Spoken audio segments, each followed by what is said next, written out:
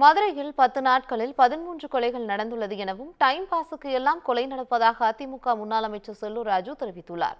இதற்கு பதிலடி கொடுத்த திமுக அமைச்சர் ராஜு கண்ணப்பன், செல்லூர் ராஜு ஒரு காமெடி பீஸ் என்று கலாய்த்துள்ளார். சட்ட ஒழுங்கு மிக மோசமாக இருக்கு. தமிழகத்தில் போதைப்பொரு மாநிலமாக தமிழகம் மாறிவிட்டது என்பதற்காக எங்கு பார்த்தாலும் பெண்களுக்கு பாதுகாப்பு இல்லை. பட்டப்பகலிலே வெட்டி சாய்க்கப்படுகிறார்கள். மதுரையிலே பார்த்தேன் 14 கொலைகள் 2 வாரத்தில் 14 கொலை நடந்திருக்கு.